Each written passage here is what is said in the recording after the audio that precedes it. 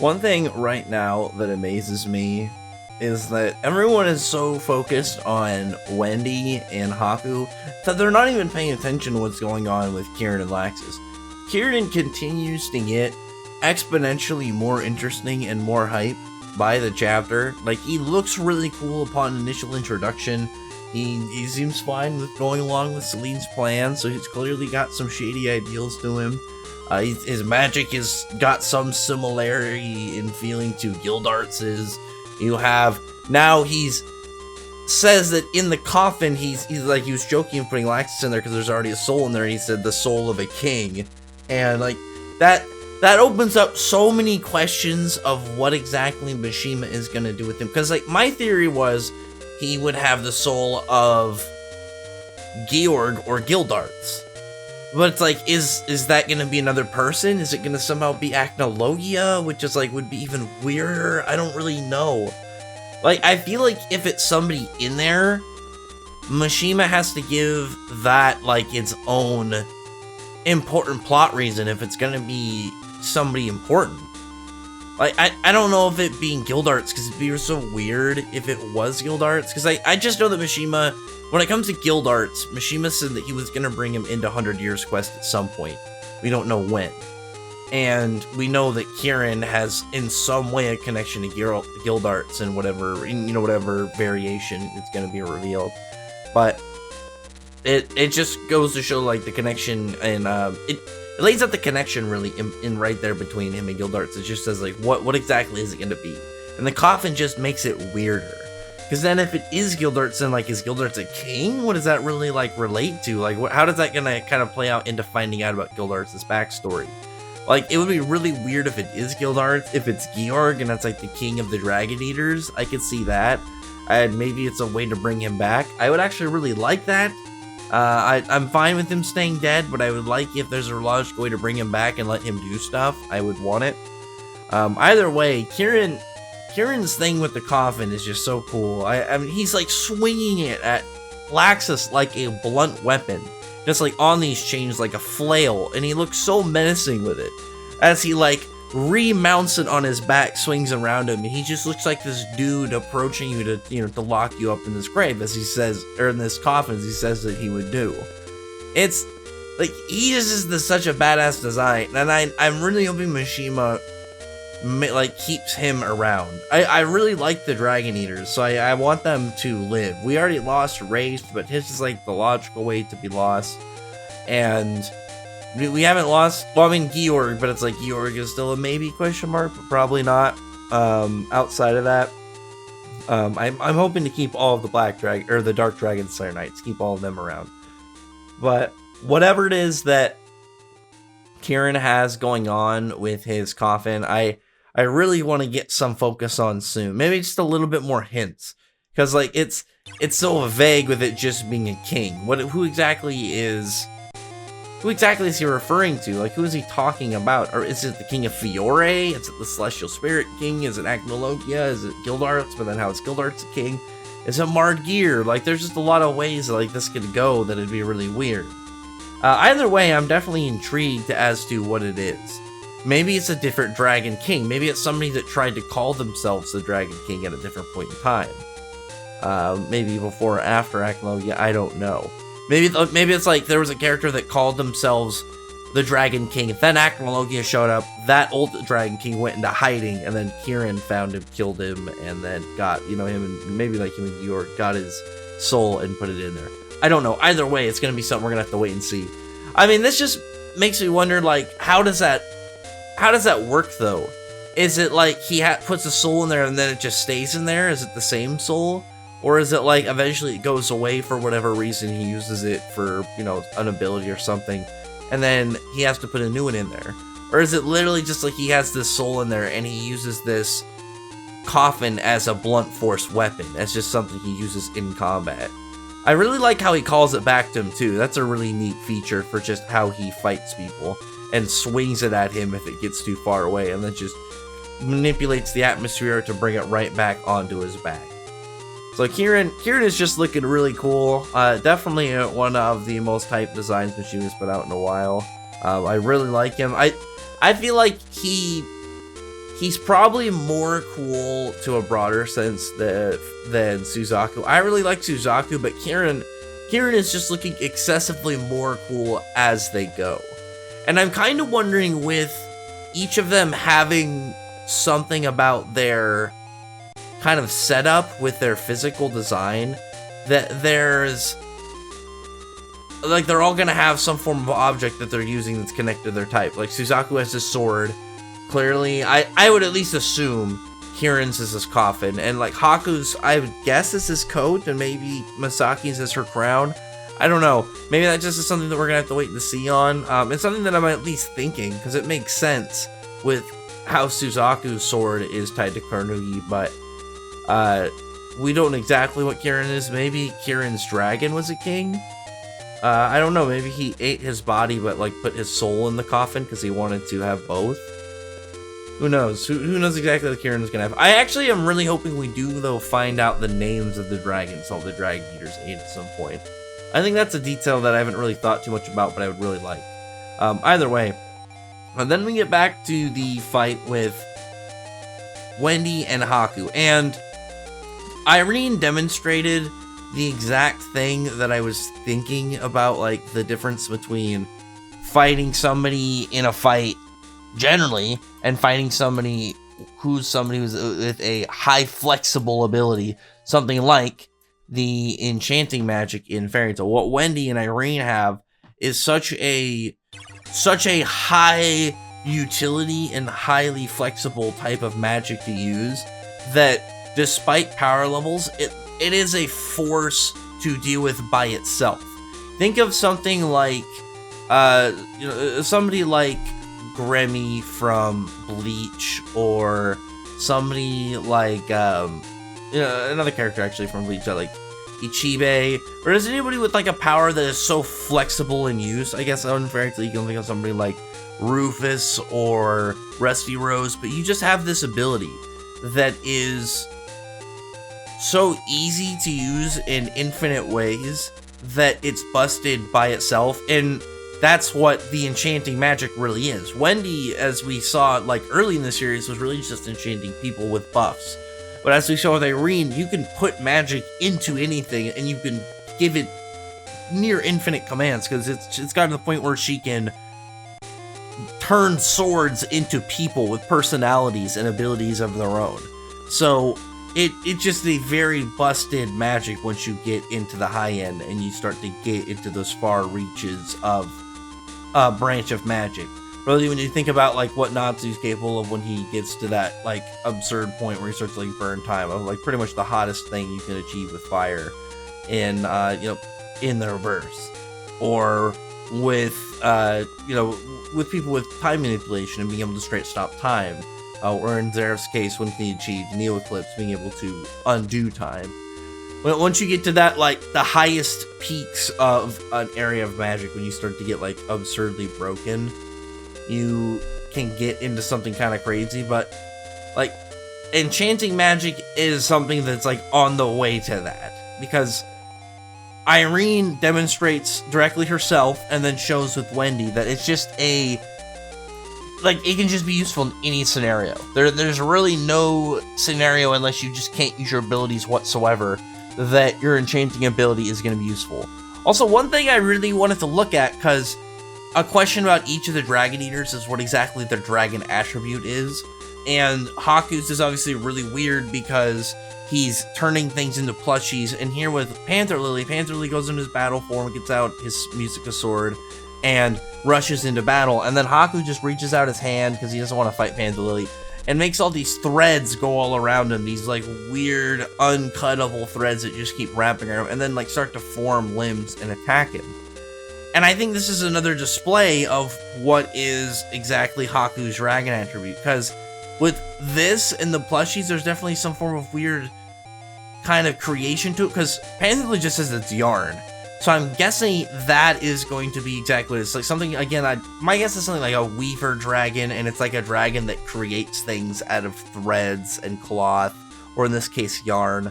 Some form of kind of like creation almost dragon. I don't know, something weird with that. My guess was imagination, but the yarn, I think, is something that's going to be more tied to this, because this seems to be what I would guess is like Haku's most basic attack. This is like Natsu like throwing fire at somebody, is my guess. I'm not entirely sure. Again, it's gonna be one of those things we're gonna have to wait and see because we didn't get any confirmation. I really wanted confirmation for the last chapter, 2021. Maybe for my first chapter, 2022, we're gonna get a confirmation on what exactly any of the remaining Black Dragon Slayer Knights, or Dark Dragon Slayer Knights, I guess, by the official translations, what exactly their attributes are. Because Panther Lily completely is like overwhelmed by this. I mean, I would assume so. Anything Haku does casually is beyond Panther Lily by a mile. And then like Haku goes in that same like super fast speed attack, but Wendy reacts to it this time. They clash fists. I thought this was really cool just to see like a fist clash scene with Wendy. Just because you don't really, it's very rare to get that. Like Wendy is generally, when she's fighting in a group fight, she's not in a lot of these 1v1s, and usually when she's in a 1v1, she's not in a physical fight, because Dragon Slayer fights always come down to physical battles. Like, if you can't hack somebody straight out, it's going to come down to throwing your physical strength imbued with your dragon attribute into each other. And Wendy is able to match him for a moment, but Haku just completely overpowers her, and she's able to catch herself in the wind, so it's not like it's so absurdly, like, powerful that, like, it's completely rattled her. Like, it overpowers her, but she's able to regain her balance.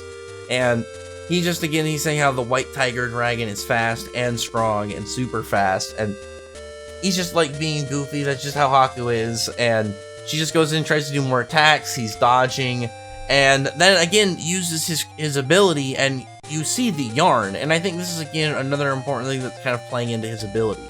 He creates things from the yarn, and it creates more of these plushies. And I wonder if his ability of creation is bound to just plushies, or this is just what he's making because he's a child.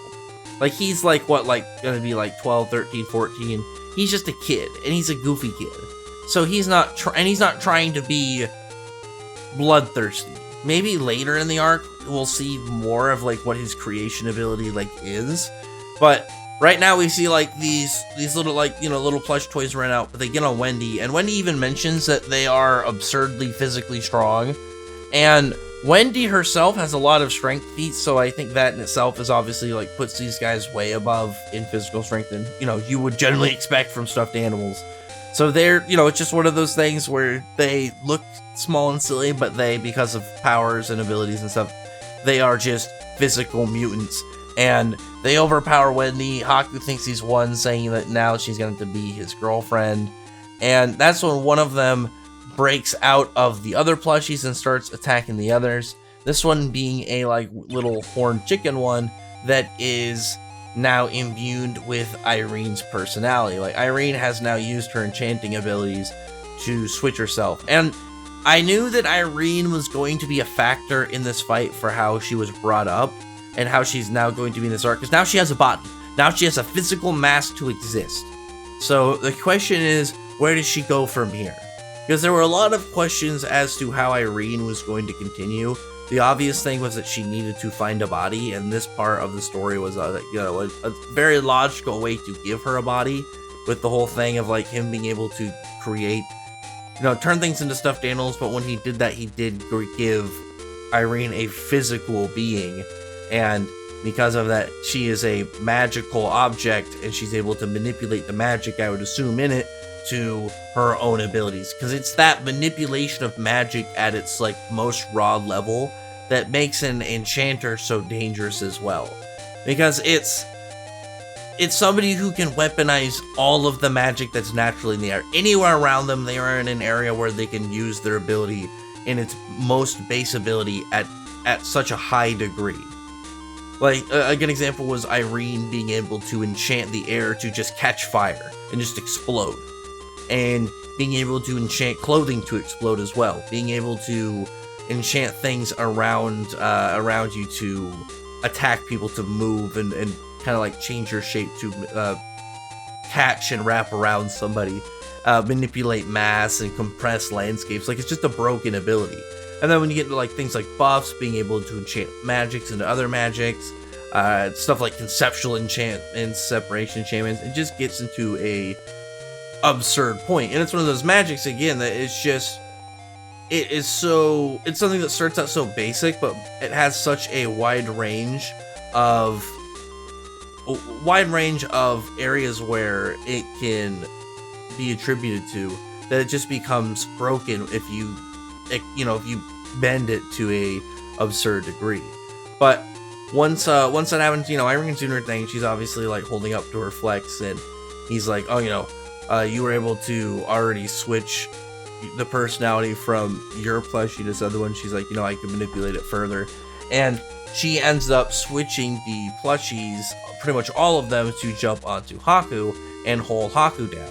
And Haku is like, trying to fight back against them. And again, these are things that have logical physical strength. Wendy goes and uses her sky drill, makes the whole big cage of wind around her and him, and now sets it up with her attack, goes into Dragon Force, and uses her, Shattering Light sky drill, sets up that giant attack, and just, smashes up Haku.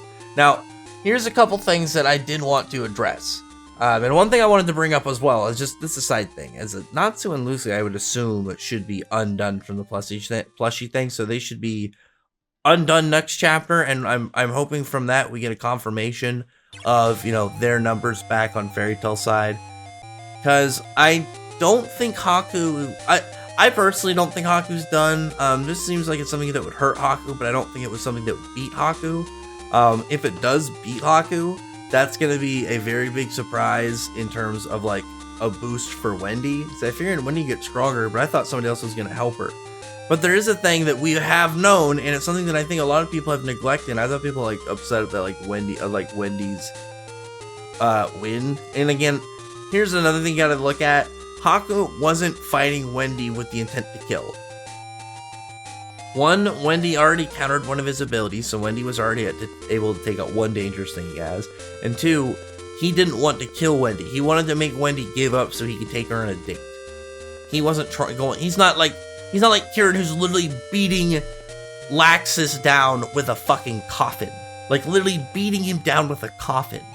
But Wendy, though I think she was able to damage him, I think maybe if you bring the factor of him not fighting her entirely seriously, not with the full intent to put her down and essentially beat her to an inch of her life, even, that she would be able to find an opening and win. But I feel like he would be able to recover easily from this, even if he's knocked unconscious. This would be something that would be kind of a very short, kind of oh, you caught me, by surprise, got me, knocked me out, and then it took me a moment to recover. Still has magic, still has the ability to fight, and is able to progress back. Because I think with Natsu and Lucy, it'll show that once characters are able to fight again, their number, they will be recounted to Celine's numbers. Because I do not think this is a single out elimination. It wouldn't make sense to have already counted Natsu and Lucy out and then to have a way to bring them back. I don't think it's designed like that. I think it's literally just a big battle of attrition, but also a search to find it. It'd be pretty short, if characters didn't get back up. And I really don't think that Laxus is going to win his fight, considering Kieran is not even fighting.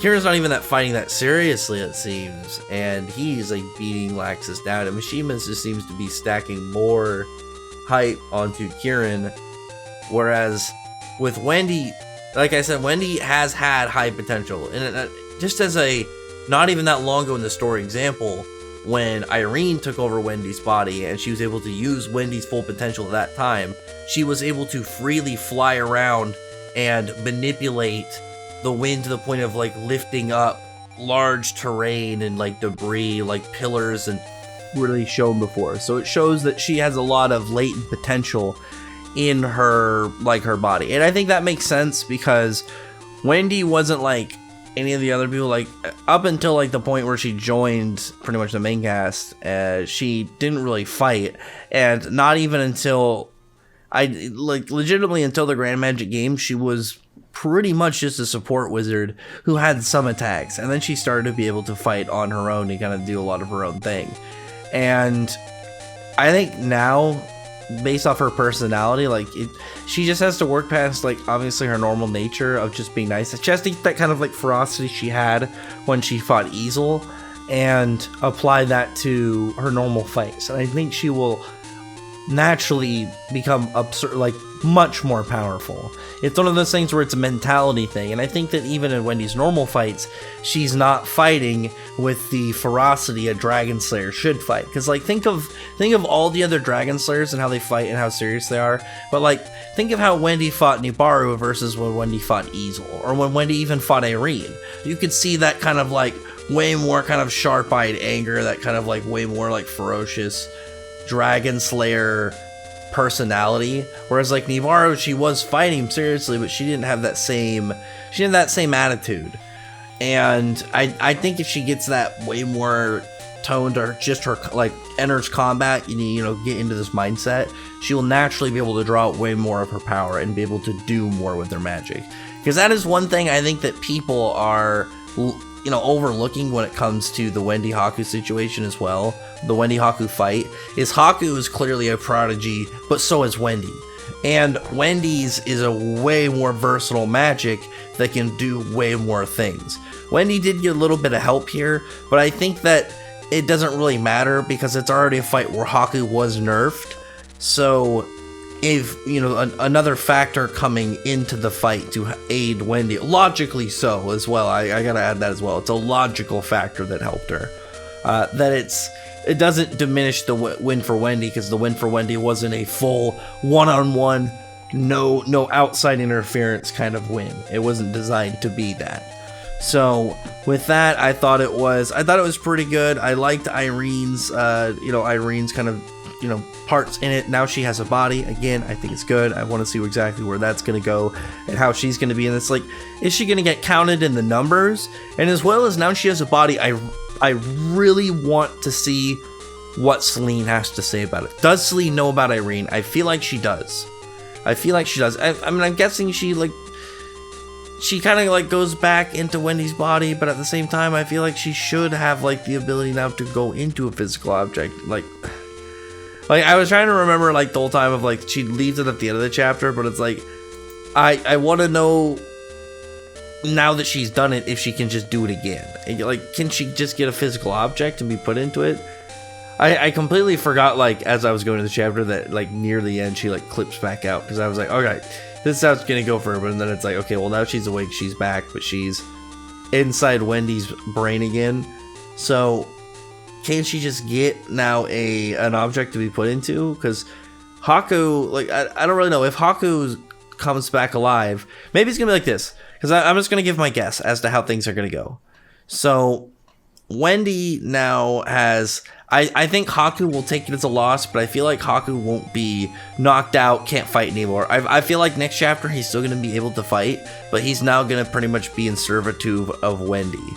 And he's going to have, or she's going to have Haku make a body for Irene, and Irene be put into that. Because I don't know, I feel like it'd be weird for Irene to be brought back like that just for a second, just to not kind of like be continuous in like events. Like I messed up because like I got super hyped and I was like, oh wait, shit, I gotta correct myself on this in the video before I put this out. I gotta de-hype myself. But during that part when Wendy is like saying like, oh, you know, thanks, you know, you did it with your power saved me. And she's like, you know, it wasn't really anything I did, that was entirely your magic power. So I'm guessing that when that's something in my throat. I'm guessing when she went into the plushie, she used some of Wendy's power essentially to manipulate the plushie. So she's it's still by Wendy's power. It's just Irene helping her use it.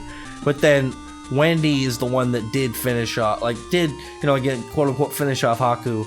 And then that was just some of her power, some of her latent power coming out. And Irene saying that you are already a high enchanter type wizard. So that's hype for her. Obviously, that's something that's going to be kind of like growing up for her.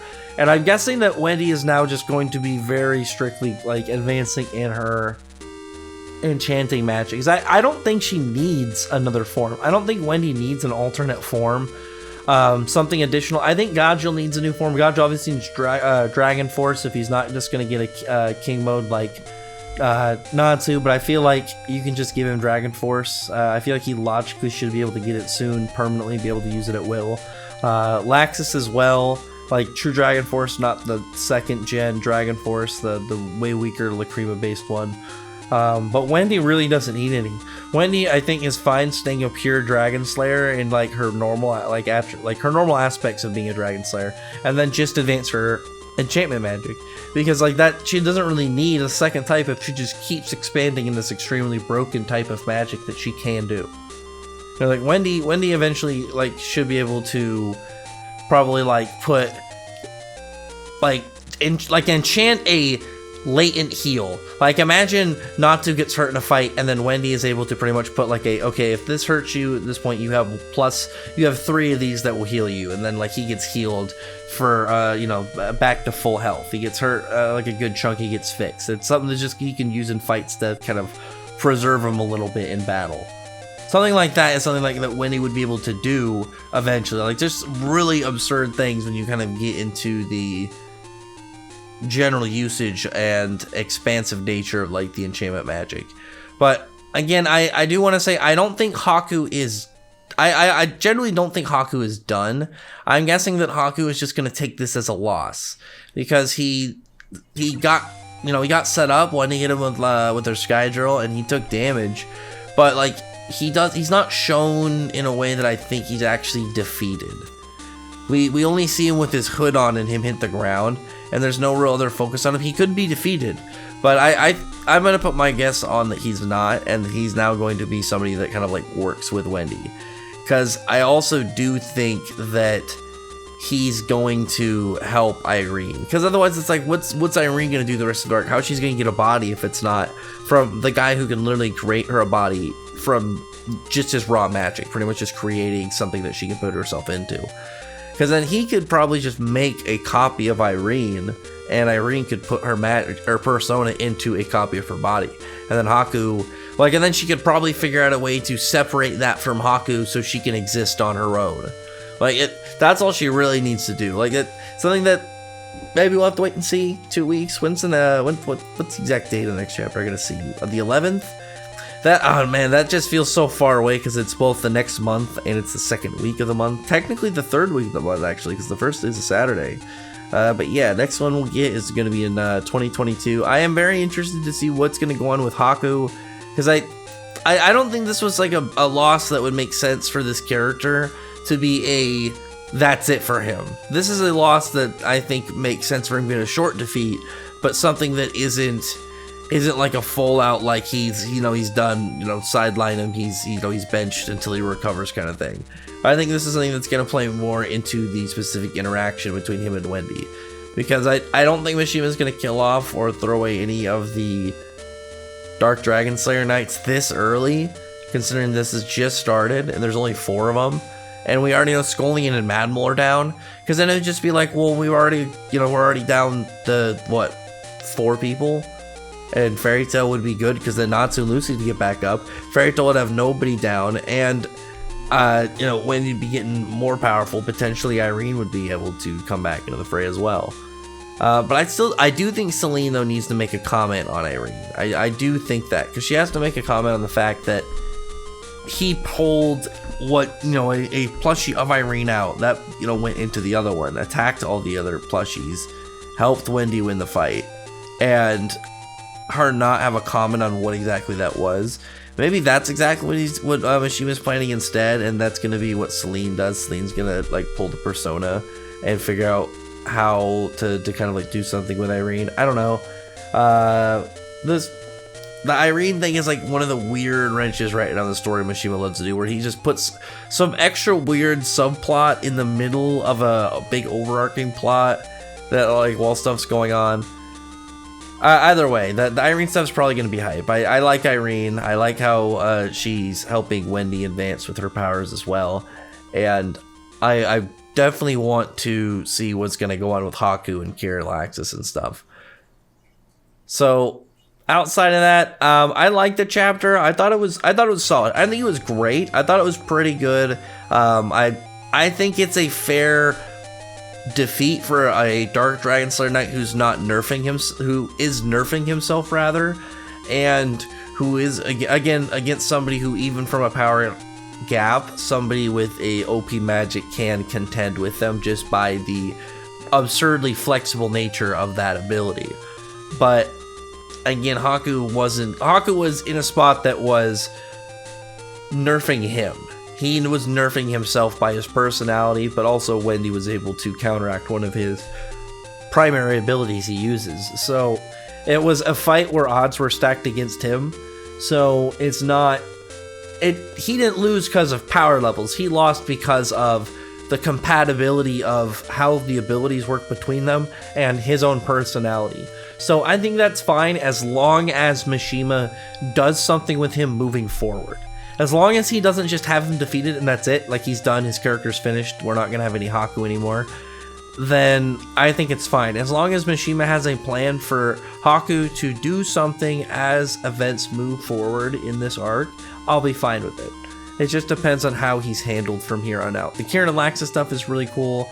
We haven't gotten like anything on Misaki, Kiria, Urza, Gray, or Gajil. And that's one of the reasons I think that like Haku being out would be weird, as well as Skullion and Madwell being out already would be weird, because they, like, what are people like Gajil gonna do if like he comes up to only like what, big people? Is it gonna be like a free-for-all? Like how exactly is it gonna be if like these characters are already fully done? My only question is like if Skullion gets up, is he gonna stay in his armor all damaged, or is it like him healing and recovering, his armor is gonna repair? Or actually, can Madwell repair it because he's an armored dragon slayer? That would actually be really cool. I would love that. If that is I'm just gonna put that right now. This is just the last kind of minutes thing in the video.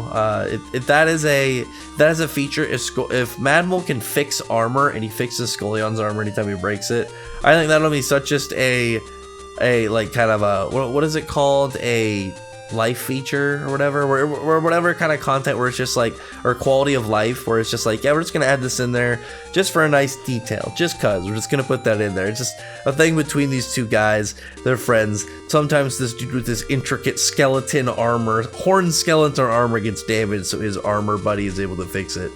That just makes me wonder, what does Kiria do?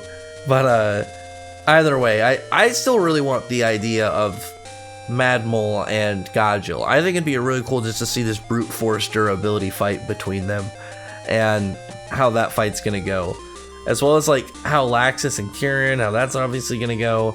There's a lot of battles still to come, and I'm still hoping there's gonna be additional people, because there's not a lot of numbers, and like a lot of the fights can only work in so many ways unless Mishima wants to do them, you know, somehow make them even weirder. I'm still guessing there's going to be backup at some point, like each side is going to get additional people. Again, I really like the idea that Celine summons some of her children and maybe like brings in Sting, Rogue, Gildarts, Jalal, like for the fairy tale side. Like, I love the idea as well as if Jalal is just getting his guild mark and then he's teleported in, where she's like, I'm gonna get 2 more dragon slayers and this strongest 2 remaining members of fairy tale, and it's like Gildarts just walks in the door, Jalal just gets his hand stamped or wherever he wants to use, you know, his guild mark stamped, and then is teleported over to the Dogromag Labyrinth. That would be hilarious. But either way, there's a lot of stuff that can play out. I did like the chapter. Again, I know that people are salty that Haku lost, but again, you gotta keep in mind power compatibility. Wendy's ability had ways to directly counter Haku's in the first way that he attacks people with turning them into plushies, as well as being able to affect the plushies and stuff he makes through enchanting.